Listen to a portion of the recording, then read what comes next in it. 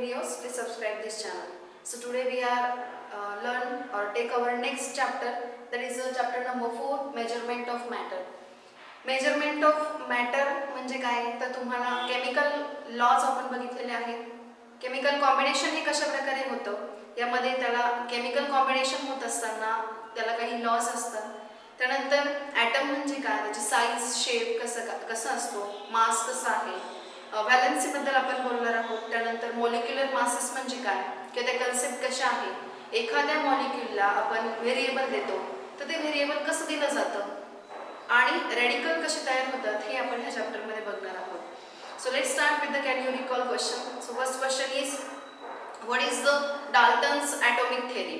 Dalton's atomic theory काय आहे तर यू नो दॅट डाल्टन जो आहे हा सायंटिस्ट आहे, त्याने प्रपोज केलंय की त्याने सांगितलं होतं ही propose that the matter is made up of very small tiny particles, की मॅटर जो आहे हा खूप स्मॉल अशा पार्टिकल्सपासून बनतो and that particle is nothing but the atom. त्यालाच आपण काय म्हणतो, ॲटम असं म्हणतो. So this theory is called the Dalton's atomic theory. So an atom is a hard and solid ball असं त्याने सांगितलं की ॲटम जो आहे तो एक हार्ड आहे आणि सॉलिड असं बॉल आहे and it is made up of with some matter also. So we have to see this and this is the Dalton's atomic theory. Then second is how are the compounds formed. Compound कसे form होतात तर compounds are form by the chemical reaction. Chemical reaction एकमेकांशी होऊन कंपाउंडची जे substances असतात, substances एकमेकांशी chemically react होऊन त्यापासून काय होतात, कंपाउंड फॉर्म होतात. And third is what are the molecular formula of salt. So तुम्हाला इथे क्वेश्चन विचारला आहे की मॉलिक्युलर फॉर्म्युला ऑफ साल्ट काय आहे. साल्ट जो आहे एनी साल्ट तुम्ही इथे लिहू शकता. So molecular formula of salt is NaCl. Suppose this is sodium chloride. then select line. select line जो आहे याचा तुम्हाला मॉलिक्युलर फॉर्म्युला विचारला आहे. So it is CaOH2. It is the molecular formula of select line. then we have molecular formula of water. वॉटरचा molecular formula आहे H2O. then line, again select line and line both having the same molecular formula OH2, CaOH2 and the limestone.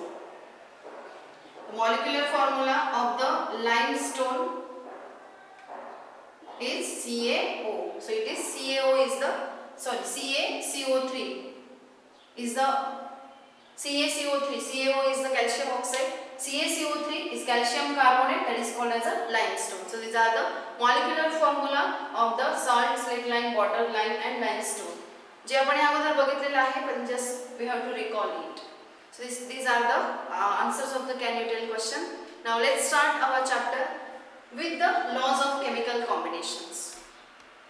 Okay, so let's take the laws of chemical combination. Chemical combination होताना जे काही laws आहे काय गरजेचं असतं तर ते आपल्याला इथे बघायचे. So first law is that law of conservation of matter.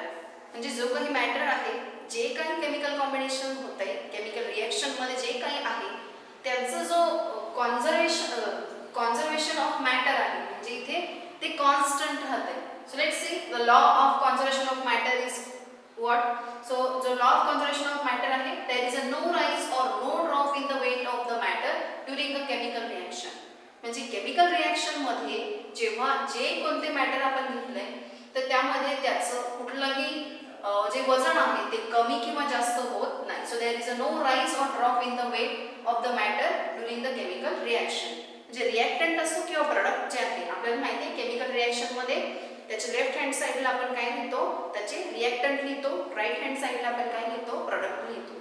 तर वेट जे आहे रिएक्टंटचं आणि प्रोडक्टचं वेट जे आहे ते कसं राहतं, कॉन्स्टंट राहतं. कारण याच्यामध्ये त्याच्या रिएक्टंट आणि प्रोडक्टमध्ये जरी केमिकली चेंज झालेला असेल तरी रिएक्टंट आणि प्रोडक्ट हे दोघांचंही वेट काय राहणार आहे, सेम राहतं. म्हणजे तिथे काहीही चेंज होऊ द्या पण तरीही त्यामध्ये होणारा जो बदल आहे तो त्याच्या वेटमध्ये बदल करत नाही. म्हणजे जे मॅटर आपण घेतो ते काय राहतं, कॉन्स्टंट राहतं. That is why the law of conservation of matter is here that there is a no rise or drop in the weight of the matter during the chemical reactions.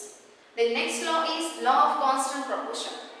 Constant proportion means the proportion by weight of the constituent elements in the various samples of the compound is fixed. म्हणजे जे आपण compound घेतलेला आहे chemical रिएक्शनसाठी तर त्या chemical रिएक्शनसाठी घेतलेल्या कंपाऊंडचं जे proportion by weight आहे त्या कन्स्टिट्यूएंट इलेमेंटचं ते काय राहतं व्हेरियस सॅम्पल्स मध्ये ते कसं राहतं कॉन्स्टंट राहतं. So that is a fixed. ते फिक्स्ड राहतं. तुम्ही कोणताही सॅम्पल घ्या, कोणताही कंपाऊंडचं सॅम्पल घेतलं तरीही ते काय राहतं कन्स्टिट्यूएंट इलेमेंटसाठी ते कसं राहतं त्या कन्स्टिट्यूएंट इलेमेंटचं प्रपोर्शन काय राहतं कॉन्स्टंट राहतं. फॉर एक्झाम्पल आपण जर वॉटर मॉलिक्यूल घेतला, suppose you take a water molecule. ह्या वॉटर मॉलिक्यूल मध्ये ऑक्सिजन आणि हायड्रोजनचं जे प्रमाण असतं ते असतं 1:8. म्हणजे जर ऑक्सिजन 1 घेतला आणि ऑक्सिजन जर हायड्रोजन जर 1 घेतला, ऑक्सिजन 8 घेतला तर 9 ग्रॅम ऑफ वॉटर तयार होतो. म्हणजे 9 gram of water content 9 gram of water मध्ये काय असतं तर 1 ग्रॅम हायड्रोजन and 8 ग्रॅम काय असणार आहे ऑक्सिजन.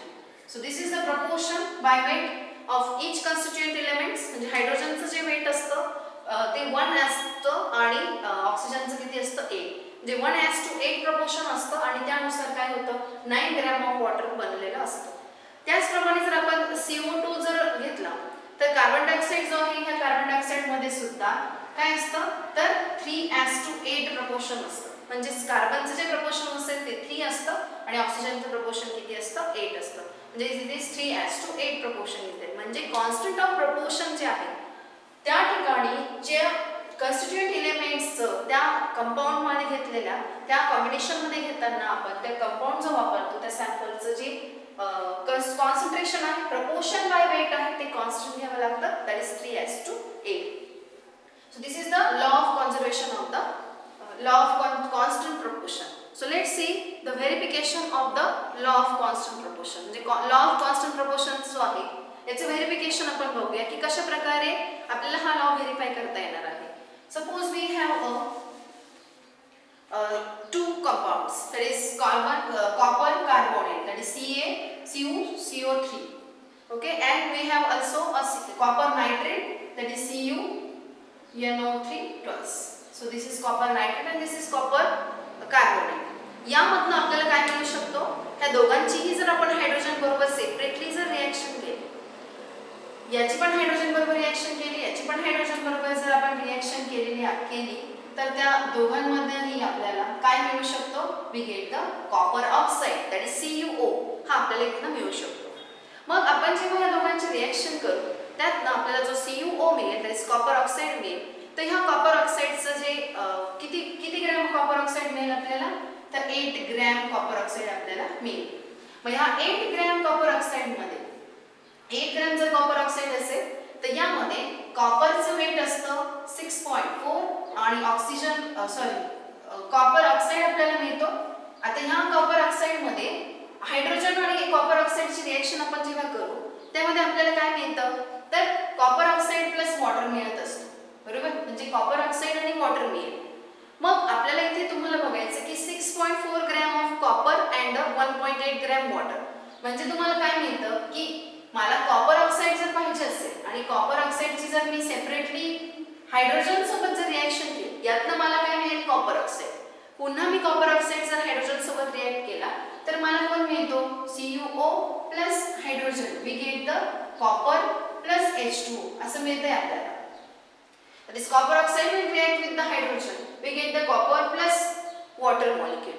मग आता ह्या CuO आणि वॉटर यामध्ये आपण जर काय घेतलंय 8 ग्रॅम ऑफ जर कॉपर ऑक्साइड जर घेतला बरोबर तर 8 ग्रॅम कॉपर ऑक्साइड मध्ये आपल्याला Cu जो आहे तो 6.4 Cu मिळतो आणि वॉटर किती मिळतं 1.8 ग्रॅम वॉटर मिळतं.